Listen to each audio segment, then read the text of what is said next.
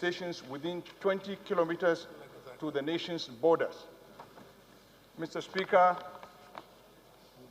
I'm putting this motion before the House for consideration and also request the House suspend the relevant rules to enable me to take this. I so move, sir. And 5 local governments in 21 states of this federation that are sharing borders between Niger Republic, Chad Republic, Benin Republic, and Cameroon. The House notes that the Comptroller General of the Nigeria Customs Service issued a directive on the 6th November 2019 directing that no petroleum product should be discharged in any legally constructed field station within 20 kilometers to the border. Alarmed that the directive is tantamount to the Nigeria Customs Service exercising powers that violate the provisions of the Custom and Excise Act as amended. Also alarmed that the directive will no doubt increase the suffering of Nigerians living in the border areas who are already feeling the impact of the border closure more than the rest of the country.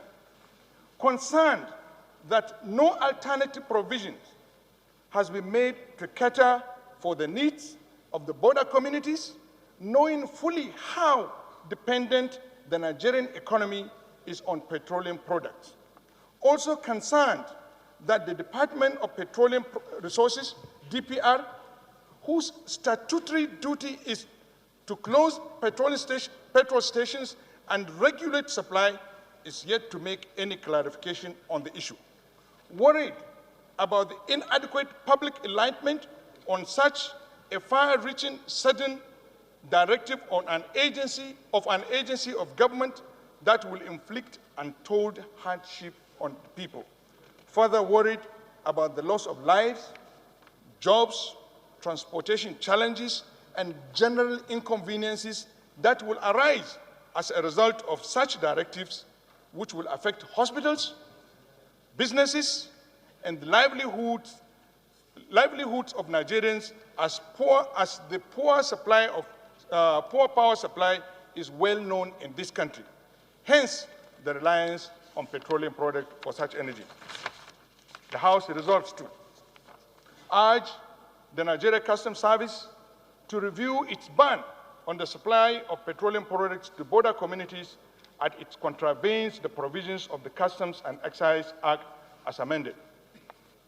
2, mandate the Committees on Interior, Customs and Excise, and Petroleum Resources downstream to engage the Ministry of Interior, Minister of State for Petroleum, the Comptroller General of Nigeria Customs Service, and the GMD of Nigerian National Petroleum Corporation, NNPC, with a view to reviewing the situation and ameliorating the suffering of Nigerians living in the border towns, and report back within 2 weeks for further legislative action.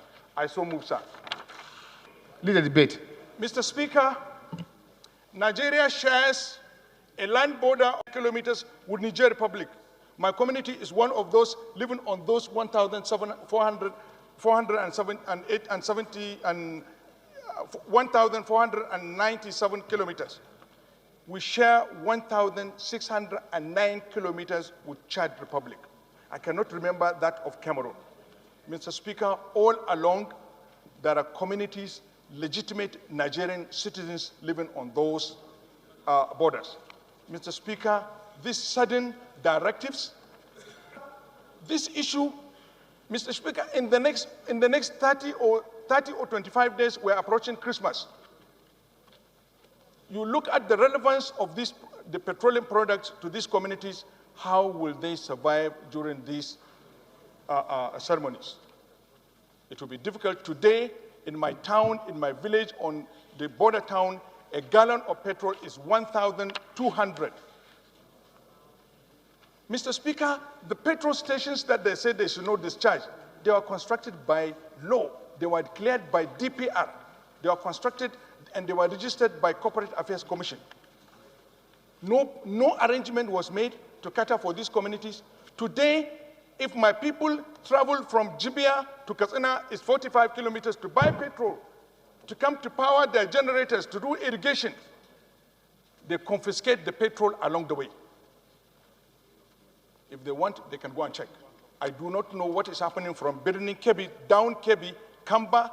If you go around Kamba, Baga, Bagudo, Ibom, Ikom, Badagri, Semi.